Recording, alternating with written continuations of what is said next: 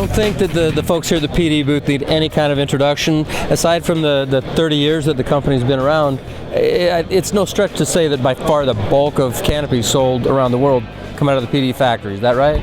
Yeah, the company's been around for 30 plus years, and really excited to say we've made a lot of advancements in the sport, and we're going to continue to do that into the future, and hopefully that brings people back to buying PD. Well, so for the folks that don't know who you gentlemen are, we've got John Leblanc. He's you were one of the original people in the very early days of PD. One of the first two. My boss is Bill Coe, and I'm number 2 employee. Very cool. And Albert Berchthold. And Albert, you actually wear a couple of hats. You're also a regional director for the USPA as well as being at Performance Design. I am, yes. Was re-elected as regional director for the USPA board, and now the new treasurer as well. So excited about that too. Very cool. Congratulations. Well, guys, since we're starting off with kind of the historical theme, let's talk about a little bit of the history of PD. I know there's some things about the early days of PD most folks don't know about. Why don't you share? Yeah, some of the old timers remember some of the stuff we did, and we thought as part of our celebration for 30 years, we'd bring some of the old prototypes and stuff out. We had an Excalibur out here yesterday, which was the first cross brace canopy on the market. We invented and patented the cross brace, and it's been used quite a bit since then. Today we thought we'd bring out a parachute that predates the cross brace. This is an external cross brace.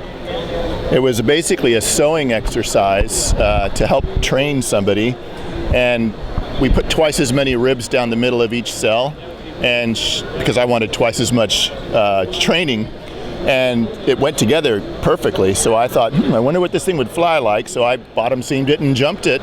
And it was kind of weird, so I put some extra lines in some other areas, and I cascaded them like this. And the parachute became really rigid and flew really, it was really fun. And Bill Coe jumped it, and I said, I'm going to make the first 120 because this thing flies so good. And he said, yeah, but let's put this structure inside the parachute in the form of diagonal ribs. And that became the cross brace, which we patented, and we produced the Excalibur and then later the Velocity. So was the development really quite that simple? I mean, it's a somewhat complex process, but the way you just described it is very, very simple. It's basically the way it happened. Now, designing the shape of the cross brace and getting the parachute to actually work properly was quite a job, but the concept of the cross brace was basically that simple. What else we have on the history side? Well, we actually dug through some of the old archives and brought out some old skydiving magazines, dug out some pictures from the old facility down in Hialeah before we moved up to DeLand, and found some really interesting things, some shots of Bill and John out at the drop zone packing with no t-shirts on, and it's we found some really interesting pictures, some old slides that we've got a slide viewer that people can take a look at while they're here, and just really celebrating the times of PD before many of us were around to see it. So really exciting stuff. Well, so for the folks that are watching at home, is there any way they can have access to some of this older content? We can see about maybe getting some of it up onto. We've got some of that footage actually on the videos we have up on the PD YouTube page and Vimeo page. Put together some photo albums as well, so people can take a look at that on the new website. Very cool. Well, what else? Before we move on to the new stuff, is there anything you want to share with folks? We have some like drawings and stuff over here. I don't know if they're on the camera, but some of the weird shapes we tried back in the earlies. We tried this delta wing thing, and this one's from the 90s, but it was actually the first prototype I worked on was an enclosed leading edge, sharply tapered leading edge canopy in 1984. And it was a disastrous parachute, but it was 0P, enclosed leading edge, and a very new plan form, which some of the elements of that first prototype have actually gone into our latest canopy that we've just put out. Which canopy is that? That's the Peregrine. So we'll be talking about that when we get over to some of the newer stuff. Over onto the present and the future for that. All right, well, let's take a step into the present and then move on to the future over here. All right, so we're back to the future. Let's see what's going on. We're actually in the present. Talk about what's already happened. What's going on now? Well, we have about 8 to 12 projects going, developmental projects for canopies going at all times, and some of them take a while, so we never really know what's coming out until it's meeting all of our needs and all of our goals. One of the recent canopies that we've completed is called the Peregrine. There's a little diagram of the shape of the wing. It's the leading edge is very curved, and it's basically from something called the Schumann planform, which is something that was invented by a glider, a sailplane enthusiast back in the early 80s. And it has some very interesting characteristics that have enabled us to get some greater efficiency out of it. Now, of course, there's a lot of subtle design stuff in there. The idea is simple. The execution takes some time. That's a project we've been working on for about 5 years, pretty aggressively in the last three and a half years. And it's now doing really well in canopy piloting competitions. It won 5 of the 6 speed and distance places in the last world meet, and we're really proud of it. And it's in limited availability to canopy pilots professionals. So by limited availability, it means I can't just run down to Square One or another gear store and pick one up off the shelf. This is not one we're willing to just stick in a plastic bag and ship it all over the place. It's the largest size is an 84. They go down to 61. It's just not really a typical canopy. It's for a specific thing, and we have specific people in mind to fly this thing. And it's just much easier for everybody to deal with if it's in the hands of a few.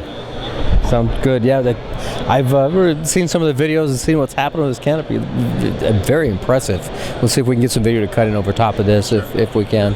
Cool. What else we got going on that's in the now? Anything happening now, or do we want to move to the future? Well, we've got a few other canopy things that are new for the company. The PD base is something new for our company. We've been building base canopies and manufacturing them for a little bit of time now for some other companies, but we've got a new offering as well in the PD base line. So we've got one of those hanging over here.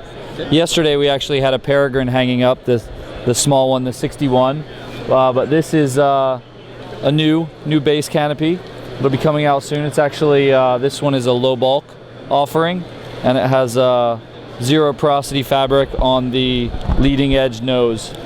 So this one happens to be blue and black, which I think Mr. Miletsky will be very happy in the color selection on this one.